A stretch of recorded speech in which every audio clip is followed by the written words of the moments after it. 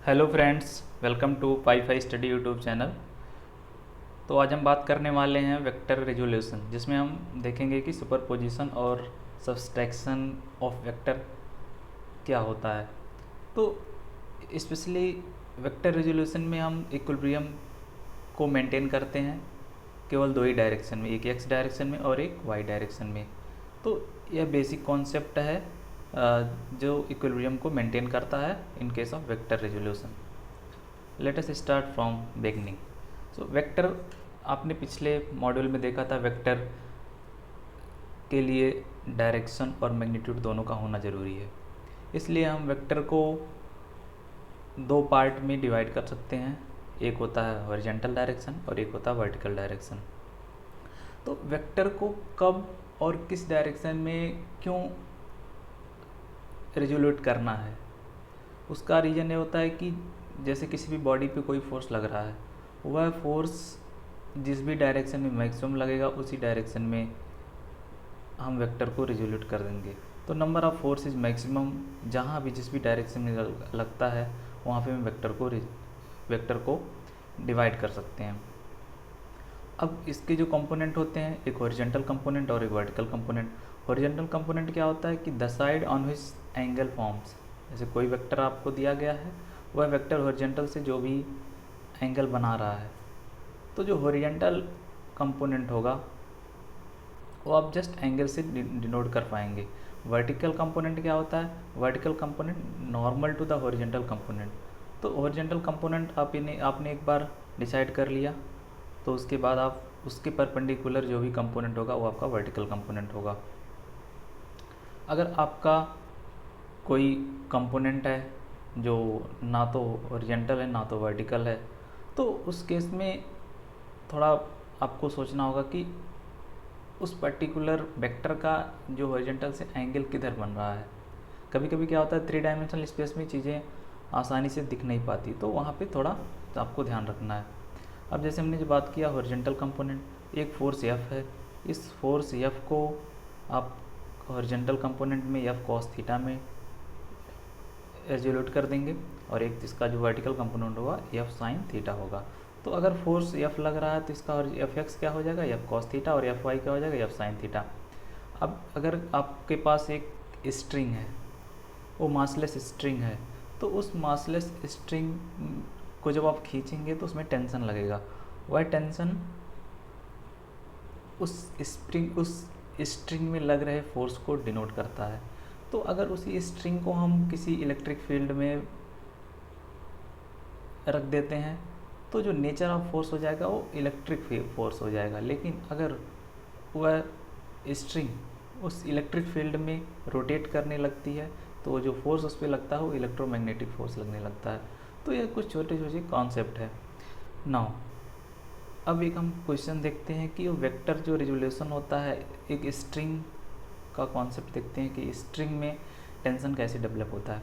अब देखिए यहाँ पे एक वाल है, वर्टिकल वाल है, और एक रूफ आपका छत है इधर।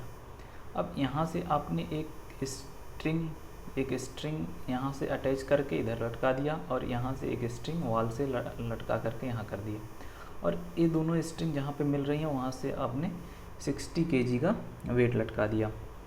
तो जब आप वेट लटकाएंगे तो इस स्ट्रिंग में भी टेंशन आएगा, इस स्ट्रिंग में भी टेंशन आएगा। अब वेट नीचे लग रहा है तो टेंशन किधर होगा, इधर ऊपर होगा, इधर होगा।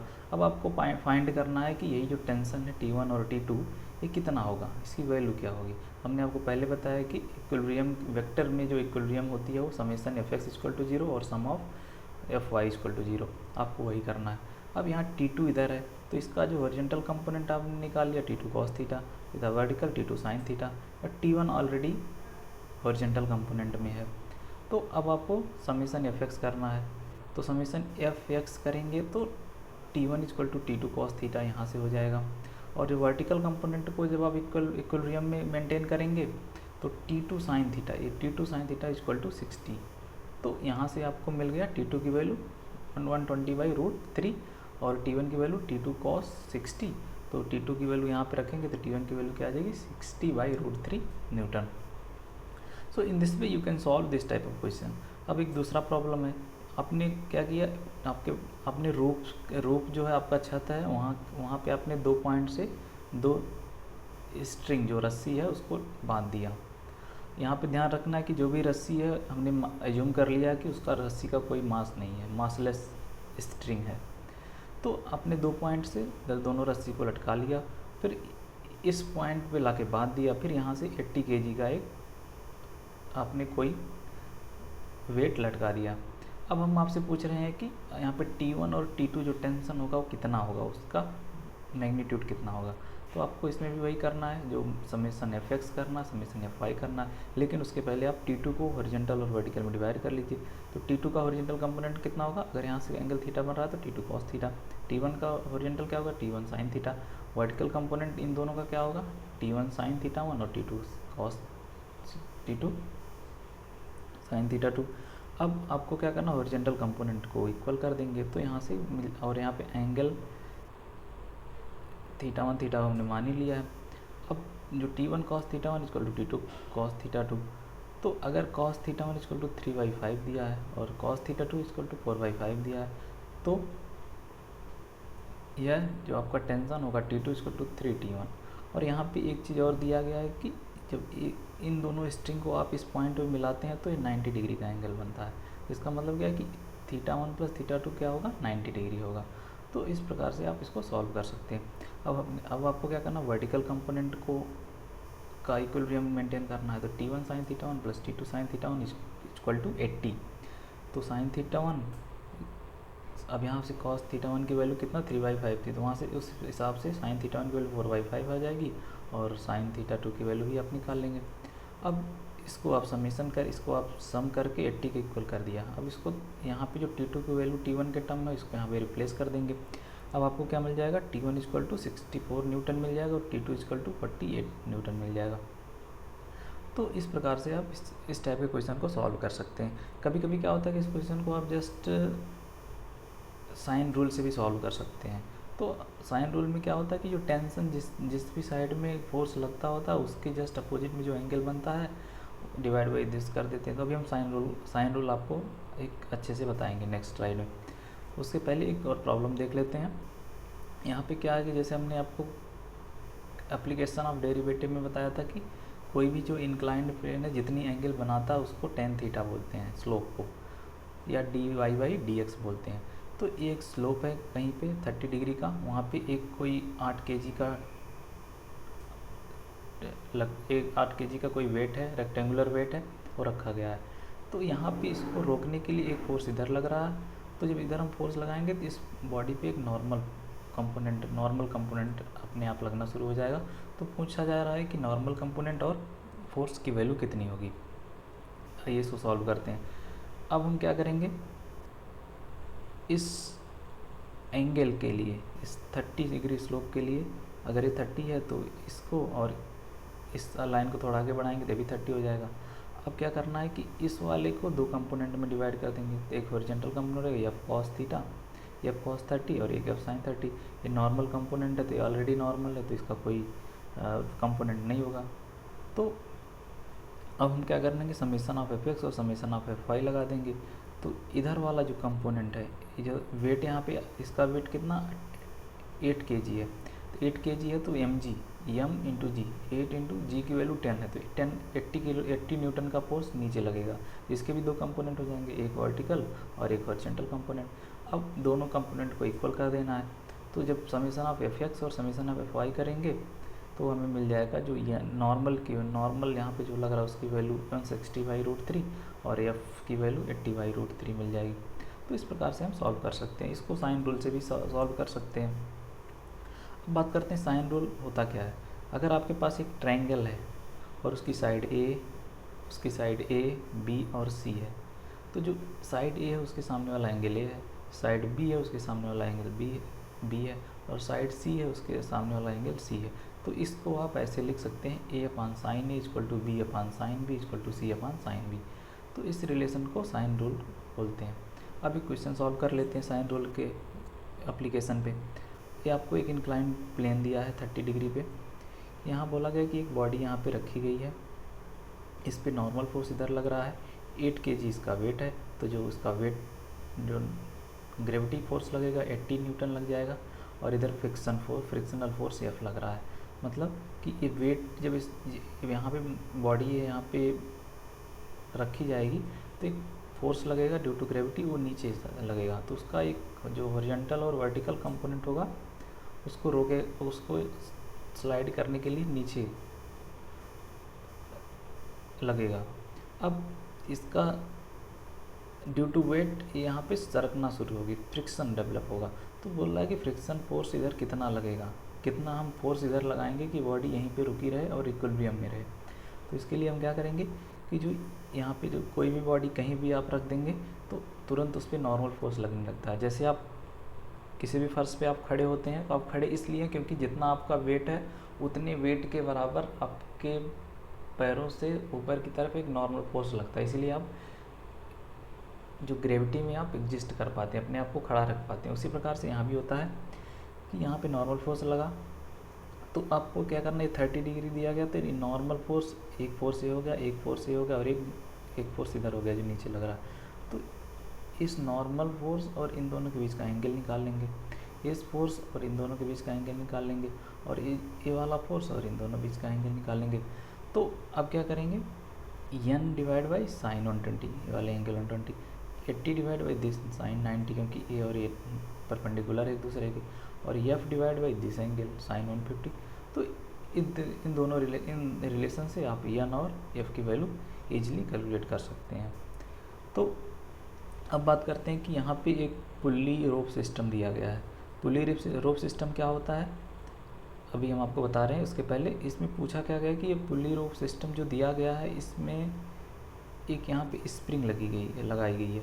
इस स्प्रिंग में कितना एक्सपेंशन होगा जब यहाँ से 10 kg का वेट लटकाया जाएगा, और इसका मास कितना होगा, ये दो चीज़ें आपको फाइंड करनी है। तो पुल्ली रोप सिस्टम क्या होती है पहले उसको समझ लेते हैं। पहले जैसे जो कुएँ होते थे, कुएँ से पानी निकालने के लिए हम बाल्टी यहाँ से लटका देते थे, और इस बाल्टी को रस्सी से बांध कर एक पुल्ली के ऊपर, इसको घिरनी भी बोला जाता है हिंदी में, तो पुल्ली के ऊपर रस्सी को लटका करके आप इधर खींचते थे। तो इसको जब हम ऊपर करते जाते थे तो बाल्टी कुएँ में नीचे जाती थी और पानी भर के ऊपर आती थी। तो ये जो रस्सी के माध्यम से हम कुएँ से पानी निकालते थे, उस रस्सी में जितना टेंशन इधर होता था उतना टेंशन इधर होता था, लेकिन अगर एक पुल्ली और लगा दी गई तो टेंशन चेंज हो जाता था।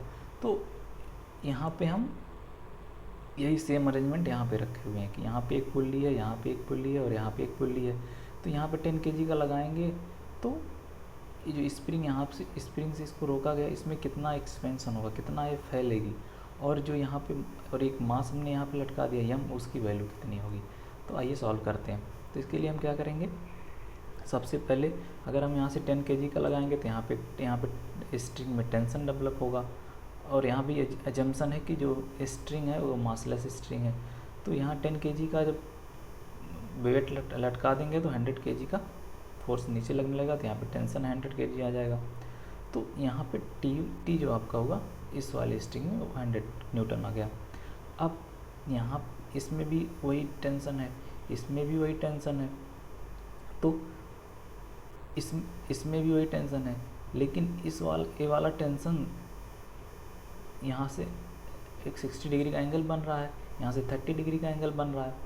तो एक टेंशन जो है एक वर्टिकल, ना तो वर्टिकल है ना तो हॉरिजॉन्टल, एक इंक्लाइंड है, यहाँ से 60 डिग्री यहाँ से बना रहा है वर्टिकल से, 30 डिग्री हॉरिजॉन्टल से बना रहा है। तो इसको हम दो कंपोनेंट में डिवाइड कर देंगे, एक इधर वाला कंपोनेंट टी कॉस 60 और इधर वाला कंपोनेंट टी साइन 30। तो जो इधर वाला कंपोनेंट होगा वो जो स्प्रिंग में फोर्स है F equal to K X उसके बराबर हो जाएगा। तो K X equal to T sine 60। तो के एक्स की वैल्यू इतनी आ गई, तो एक्स की वैल्यू आपको निकल गई। एक्स की वैल्यू कितनी मिल गई, √3/2 सेंटीमीटर। अब आपको फाइंड करना है कि जो वेट यहाँ पे लटका गया है इक्विलिब्रियम में, इसकी वैल्यू कितनी होगी। तो ऊपर वाला कंपोनेंट जो है उसको m के बराबर कर देंगे। तो ऐसा जब आप करेंगे तो यहाँ पे आपको m की वैल्यू कितनी मिल जाएगी, t इक्वल टू 25 kg की आपको वैल्यू मिल जाएगी। अब इसके बाद हमें क्या करना है, यहाँ पे जब हम वर्टिकल कंपोनेंट करेंगे तो यहाँ पे एक इस जो इंक्लाइंड रोप है इसका वर्टिकल कंपोनेंट है, और एक इस रस्सी का टेंशन और एक इस रस्सी का टेंशन है। तो तीन तीन फोर्स ऊपर लग रहे हैं, तो T plus T cos theta equal to mg। तो इस प्रकार आप सॉल्व कर सकते हैं।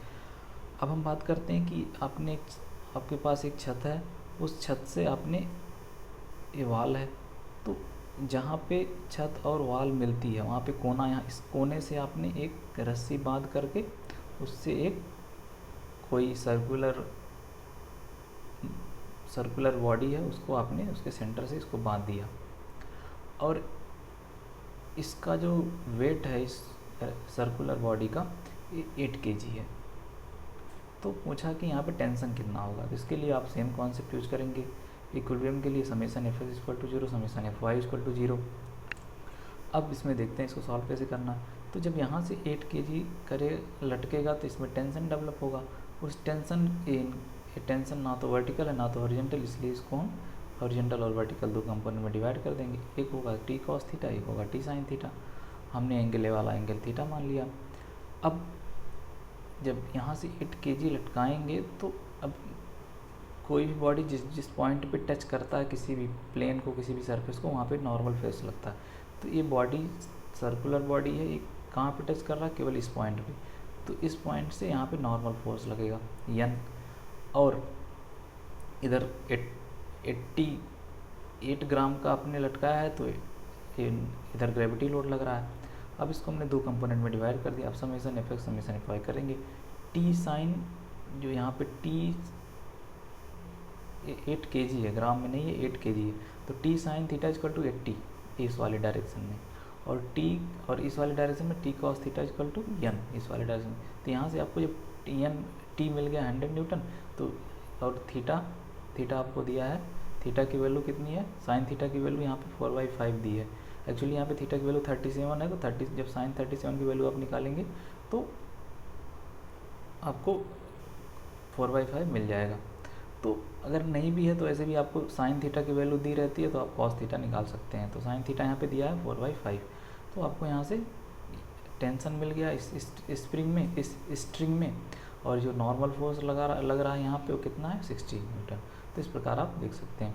अब एक रेक्टेंगुलर बॉक्स है, इस बॉक्स में दो बॉल रखी गई है, एक की रेडियस 3 मीटर है और दूसरे की रेडियस 2 मीटर है, और इस टाइप से रखी गई है। अब यहाँ पे पूछ रहा है कि ये बॉडी जहाँ जहाँ पे कांटेक्ट में है, या तो इस सरफेस से, या तो इस सरफेस से, या इस सरफेस से, या फिर दोनों आपस में जहाँ पे कांटेक्ट हो, वहाँ पे कितना नॉर्मल फोर्स डेवलप होगा। तो नॉर्मल फोर्स वहीं पे डेवलप होता है। कभी कभी पूछा जाता है कि नॉर्मल फोर्स कितनी जगहों पे डेवलप होगा। तो कोई भी बॉडी जहाँ पे जितनी पॉइंट पे टच करती है एक दूसरे के सरफेस को या किसी थर्ड सरफेस को, वहाँ पे नॉर्मल फोर्स लगता है। तो यहाँ पे 4 नॉर्मल फोर्स लग रहे हैं, N1, N2, N3 और N4। अब हम क्या करेंगे, इसमें इस टाइप से कुछ ड्रॉ करेंगे। रेडियस आपका कितना है, इसका 3 मीटर, इसका 2 मीटर। तो इसको थोड़ा इस लाइन को एक्सटेंड कर लेंगे, इस लाइन को एक्सटेंड कर लेंगे, इस लाइन को एक्सटेंड कर लेंगे, और इस लाइन को एक्सटेंड कर लेंगे। फिर यहाँ पे तो N3 जो लग रहा है वो नॉर्मल है, इसको आपको दो पार्ट में डिवाइड करने की ज़रूरत नहीं है। लेकिन यहाँ पे जो N2 लग रहा है, इसके दो कंपोनेंट होंगे, एक हॉरिजॉन्टल होगा, एक वर्टिकल होगा। तो वर्टिकल इंटू साइन थीटा, और ये वाला एंगल आपने थीटा मान लिया। थीटा को आप ज्योमेट्री से निकाल लेना, क्योंकि यहाँ पे इसका रेडियस और दोनों बॉल का रेडियस दिया है। तो N2 के दो कंपोनेंट हो जाएंगे। तो अब क्या करना है कि यहाँ पे पूरे सिस्टम के लिए समेशन जो एफ एक्स है और समेशन एफ वाई उसको 0 कर देना।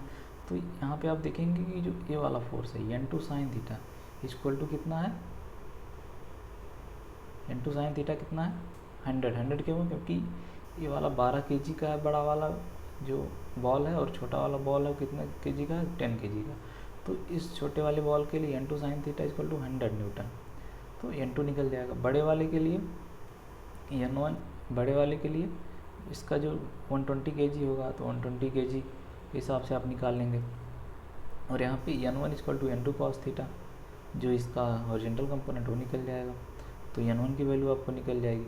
N4 यहाँ पे, N4 कहाँ लग रहा है, यहाँ पे लग रहा है। तो इस N4 को कौन बैलेंस कर रहा है, इस N4 की वैल्यू कितनी होगी,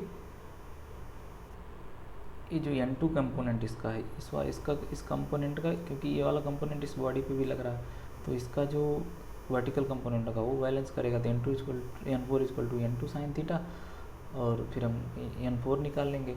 इस प्रकार से हम n1 n2 n3 n4 calculate कर सकते हैं।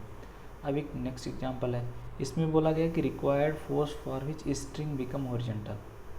ये दो लोग क्या कर रहे हैं कि स्ट्रिंग को खींच रहे हैं, और यहाँ पे कोई वेट है यम है वो लटका हुआ है, और ये आदमी इधर खींच रहा है, यहाँ पे खींच रहा है। तो पूछा जा रहा है कि ये लोग कितना फोर्स खींचें, कितने फोर्स से खींचें कि ये सीधी हो जाए, एकदम हॉरिजॉन्टल हो जाए। तो इसके लिए हम क्या करेंगे, यहाँ भी टेंशन होगा, यहाँ भी टेंशन होगा, तो इसका इधर वाला कंपोनेंट इधर इसका वाला कंपोनेंट, तो यहाँ से एंगल थीटा है तो वर्टिकल कंपोनेंट हो जाएगा, तो टी साइन थीटा, और ये हॉरिजॉन्टल कंपोनेंट हो जाएगा। अब यहाँ पे जो वर्टिकल हॉरिजॉन्टल को इक्वल कर देंगे, तो जो वर्टिकल ये वाला कंपोनेंट है टी साइन थीटा, तो यहाँ पे इसका ये वाला और इस वाले का ये वाला, तो 2t cos theta equal to M G, तो t equal to M G by 2 cos theta. तो अगर थीटा की वैल्यू, अब बोला कि हॉरिजॉन्टल कब होगा, जब ये जो थीटा क्या होगा 90 हो जाएगा, तो 90 जब थीटा हो गया तो cos 90 की वैल्यू कितनी हो जाती है 0, तो टेंशन कितना होगा इन्फिनिटी। इसका मतलब टेंशन इन्फिनिटी हो गया। तो अगर ये स्ट्रिंग यहाँ से यहाँ आ गई तो ये लोग खींच ही नहीं पाएंगे, क्योंकि इसमें टेंशन इतना ज़्यादा रहेगा कि ये दोनों लोग इसको खींच नहीं सकते। तो इस प्रकार से आप समझ सकते हैं कि किस पोजीशन में हम कौन सा स्ट्रिंग रखेंगे जिससे हमें टेंशन कितना मिले। अब एक नेक्स्ट एग्जांपल है, एक चेन है, जो साइकिल की चेन होती है उसको 2 पॉइंट से लटका दिया गया, और यहाँ पे एंगल थीटा, जब ये लटकाया गया तो देखा गया कि एंगल थीटा बन रहा है। अब इस पॉइंट ए से एक पॉइंट ए है जो सबसे लोवेस्ट पॉइंट है, सबसे नीचे वाला पॉइंट, तो पूछा जा रहा है कि इस पॉइंट पे कितना टेंशन डेवलप होगा। तो इसको कैसे सॉल्व करेंगे, अब इसमें टेंशन, अब यहाँ पे इस वाले पॉइंट पे जो इसका कंसंट्रेटेड वेट है वो एम जी है, एम है, और इधर इसलिए ग्रेविटी फोर्स कितना लगेगा एम जी। तो इसके कंपोनेंट एंगल यहाँ से है तो इसलिए ए थीटा होगा, तो टी कॉस थीटा, ए भी T cos, A T sine theta, A T sine theta. अब दोनों को इक्वल कर देंगे, 2t sine theta equal to M G, तो T equal to M G by 2 cos 2 sine theta. अब tension जो lowest point पे टेंशन कितना है, यहाँ पे टेंशन कितना है टी कॉस थीटा, इधर जो टेंशन लग रहा है वो इस पॉइंट पे टेंशन लग रहा है। तो ये जो टी कॉस थीटा की वैल्यू होगी, तो आपने टी की वैल्यू निकाल लिया, तो कॉस थीटा कैसे, तो M G by 2 tan theta, जो टेंशन होगा इस पॉइंट पे, जो हमने ए पे कितना टेंशन होगा वो 2, और ये जो ए पॉइंट है वहाँ पे टेंशन कितना होगा M G by 2 tan theta. इस प्रकार से हम इस टाइप के क्वेश्चन सॉल्व कर सकते हैं। तो अगर हम ओवरऑल बात करें, it is a starting part of mechanics. Using mechanics you can solve every question from all topic in very easy manner. So be on Pi5 Study YouTube channel so that you can learn new things in a better approach. So if you want to learn more and more, so you have to revise more and more. So if you haven't subscribed the Pi5 Study YouTube channel, please subscribe and share, and don't forget to like. Thank you very much.